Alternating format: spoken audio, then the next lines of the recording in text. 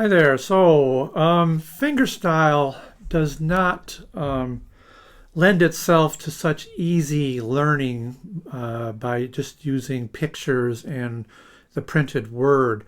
So I'm going to make a series of videos because I can't do all these patterns into one. It would be way too long and you would rapidly lose interest. So down in the description there to this video and for all the subsequent videos that I make in this series on fingerstyle, I will list each one. I'm thinking there's going to be probably 5 or 6. I'm not sure, depending on how long each one turns out to be. So,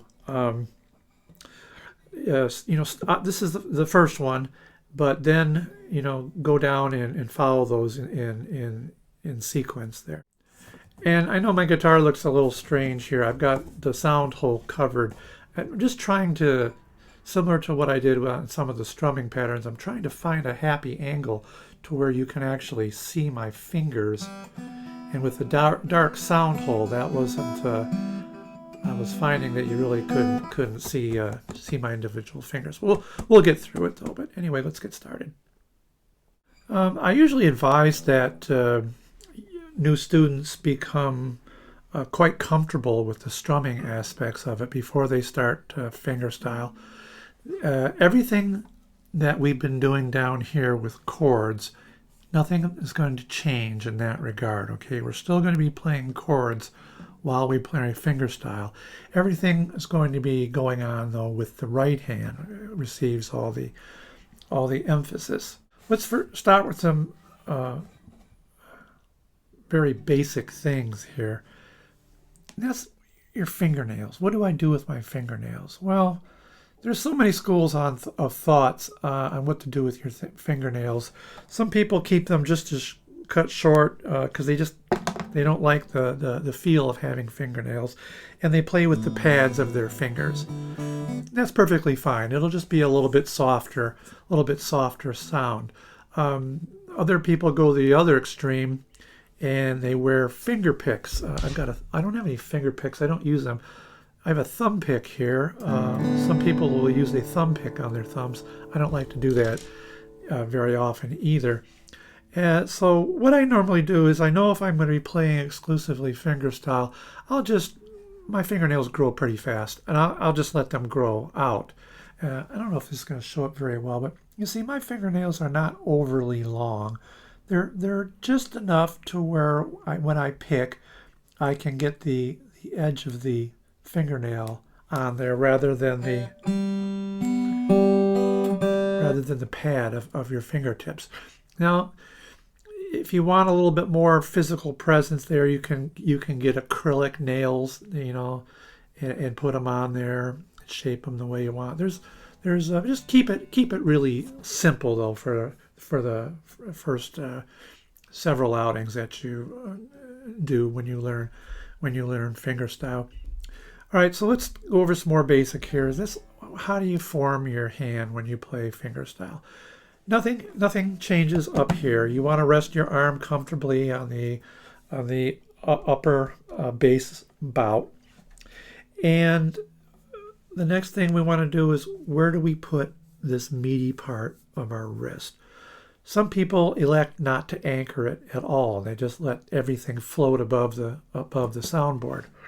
Some people like to anchor their palm down here on the bridge. They'll just put it right on top of the bridge pins here. I don't like doing that, although there's nothing wrong with that. I just don't like doing that because I find that my hand is too close to the bridge, and you can't see the sound hole because I got it covered so you can see my fingers.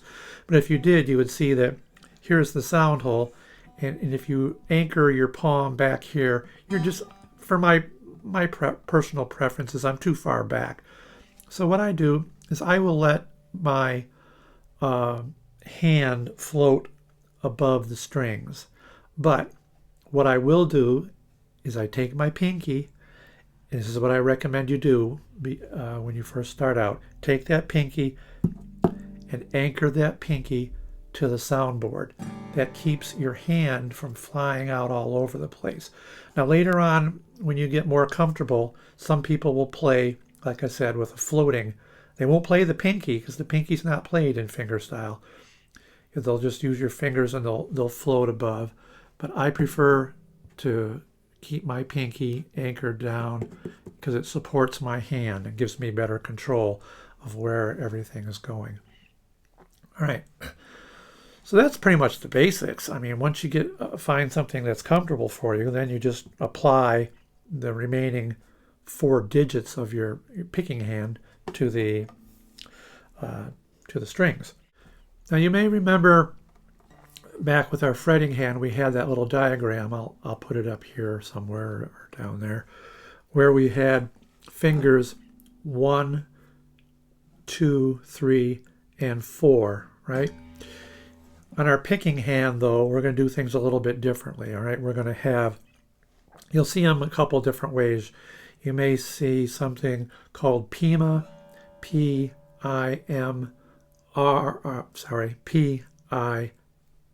P-I-M-R, pulgar, indice, medio, and annular. They're Spanish.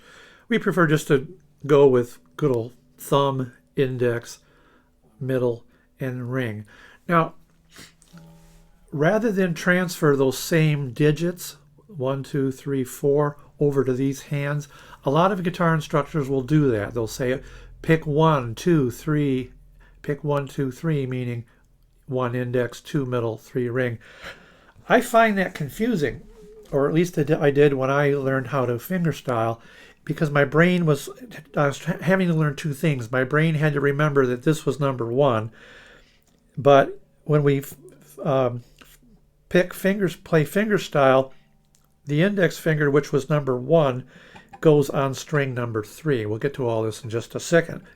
So I prefer to think of the strings. I forget about the fingers completely, because if we get our fingers in the right place, all we have to do is concentrate on which strings that we're going to be picking.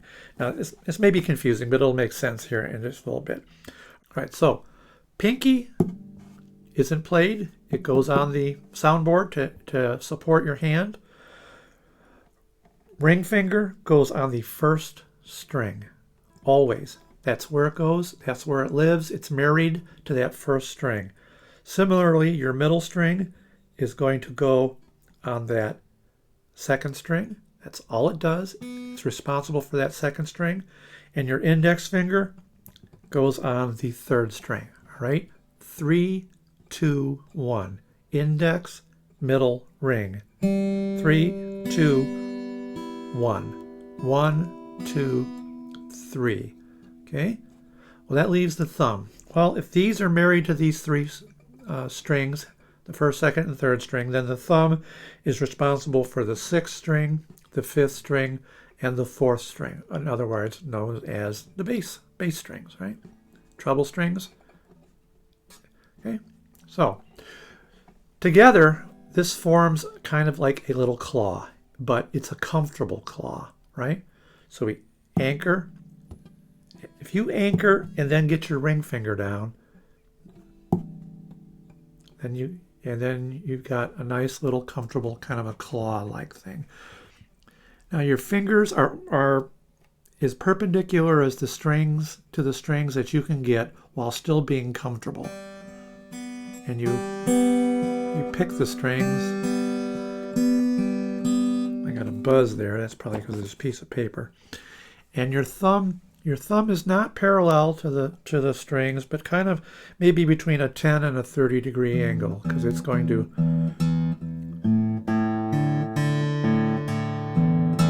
pick the strings like that, okay? All right, now I'm going to zoom in here a little bit. Try and find a happy angle so you can see what I'm doing with these fingers. So here's what we're going to do first, all right? We have to, this is still muscle memory. Remember how we formed chords?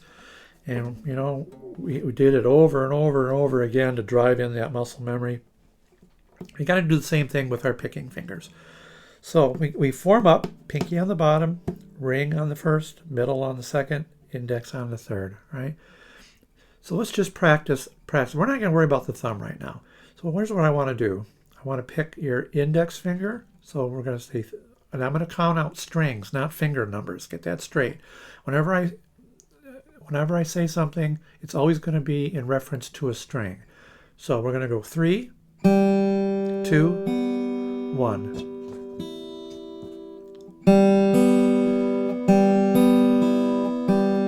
Just do that over and over again.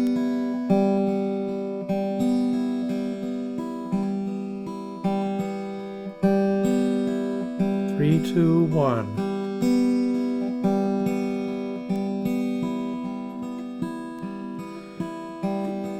You want to do this so each string sounds nice and clear. Try it picking each one twice.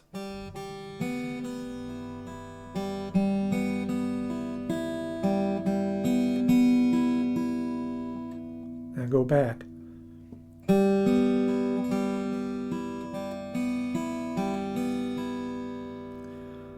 All right, now we're going to do it in the other direction. You're going to find this might be a little harder because we tend to work from right to left if you're right-handed, and you have a lot more dexterity in your index finger.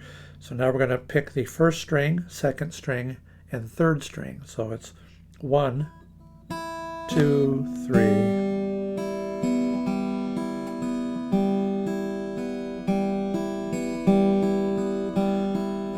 Do that over and over again.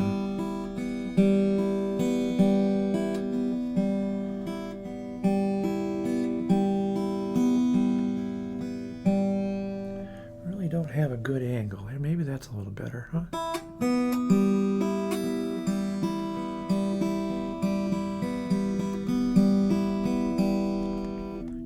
Try 2 strings at a time.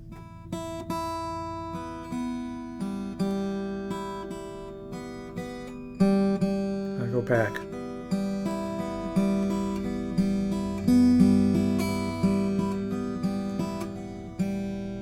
All right, now what we're going to do is we're going to put them all together, okay? We're going to go 3. Remember, I'm talking about strings, not fingers. Get the fingers part out of your head. If you keep this right where they are, you'll never have to worry about anything other than picking strings. So we're going to go 3, 2, 1, 2, 3. So it's like walking up and down a staircase, right? 3, 2, 1, 2, 3. 3, 2, 1, 2, 3.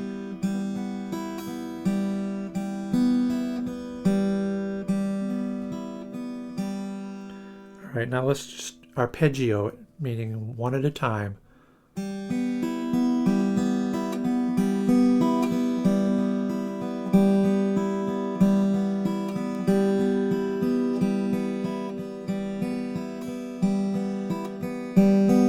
Up and down.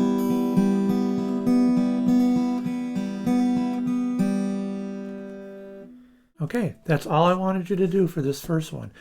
In the next video, we're going to put the thumb to work, and then that will actually result in our very first pattern. But for right now,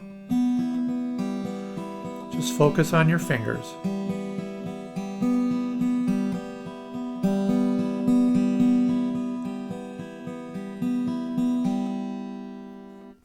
Okay, good. See you in the next video.